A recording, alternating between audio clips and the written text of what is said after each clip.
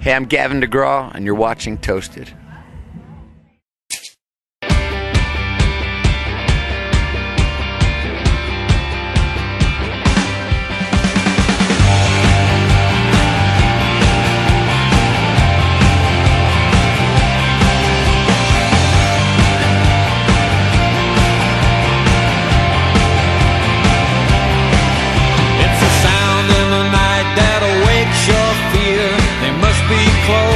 I'm sure they're near on the warmth of the breeze. You can smell the fire. They sing your death. They watch the flames get higher.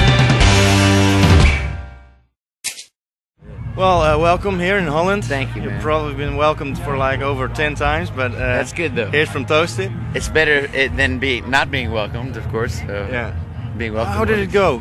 It was crazy, right? You Out played there, quite yeah. early, but yeah, I played early, but it was really great. Yeah, I mean, it was really packed out there, and I think I was fortunate because when I was performing, there weren't any other acts on, you know, on any other stages. So it was cool. I got a lot of attention from the fans out there, you know. Yeah. Well, what's your connection with the Netherlands? Because well, you come here a lot, and your albums always do great here. Oh, thank you, man. Yeah. What's the deal with that? I don't know, but I'm happy about it. Yeah. You know, I would be happy too.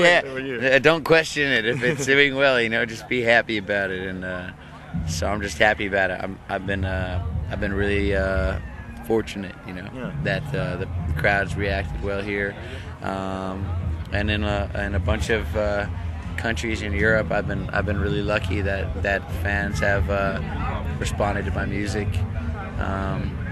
and. It's great, man. It gives me an extra career that I hadn't anticipated having, you know.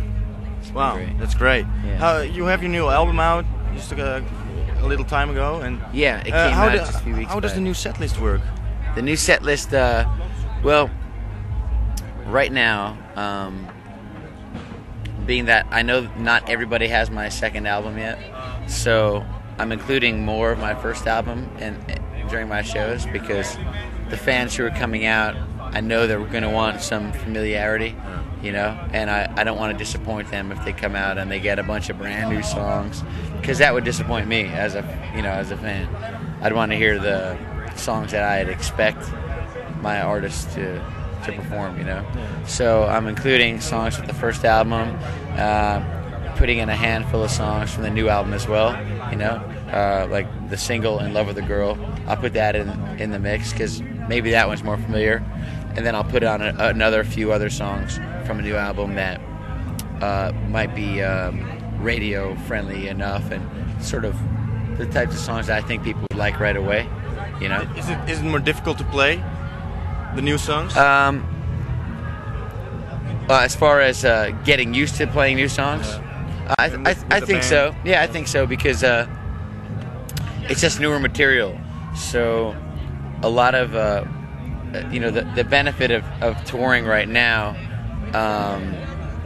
You know, I'm not doing a tour every single day except for like the last week, but it's been very helpful to us to get these new songs in our hands, you know, and try to get it. You know, you try to get your voice used to singing the different intervals. Stuff like that, because on the first album I'm so conditioned now with those intervals, it's much easier to sing, and now new melodies create new types of difficulty with your singing. So it's a really good conditioning process for me. How did you evolve as an artist? Because now you Howard Benson produced your album. Yeah. It would sound a lot different, but it still is your sound. But you managed to evolve it a little bit, right? I think so. I mean, I think that I'm trying to maintain some level of consistency with the sounds of the album, with my own sound. I think that this album sounds more edgy than the first record, some of the production sounds. But I think all in all, a listener would recognize me on this album the same as last album in its own way. And as far as the reason for going a little bit edgier on this album, I thought that was a good move for the imaging of it. I think people's perception of me as an artist. I think it's important to make sure that the first album I already give them something a little more intimate, you know, and I wanted to give them just another angle of what I do as well, just to broaden their minds as far as who is Gavin DeGraw. Well, as an artist, you don't want to become too pigeonholed to one thing. Yeah. You don't want to make your first album again and again and again. Do you also see it like you lifted the bar in this album? I think so. Yeah. I think so. I mean, I really believe in my first album very strongly. I felt very, very good about the material on that album. But I also think I added something to this next body of work. The second album, I think, really was. It's like graduating, I just feel like I'm elevating what I do to a more creative level than I was even on the first album, and we'll continue to experiment with the songs live, because so much of what I do is centered around what I do live, and I think that the second album, I include a lot more of my live singing style on the second album. It's a little more soulful and a little bit more emotional vocal performances. It's a lot about love. Yeah. A lot about love. Yeah, of course. What's more important than that? Are you a love man?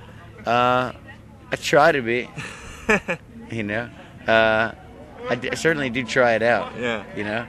I'm not always successful at it, but it's certainly. You get better during the time. I hope so. And if there's one thing worth trying, I guess that would be the one thing that would be worth trying. The one thing that worth trying about would be love, right? So, a lot of the songs are vocally demanding of me, and a lot of the melodies and the lyrics they invoke a lot of vocal passion out of me, to really perform them.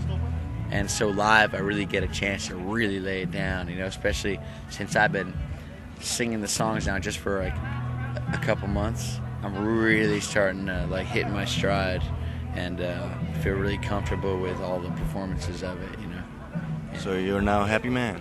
I'm a happy man. Yeah. Yes. Thank you. Cheered. Gavin. Thank you, brother. Thanks so much, man.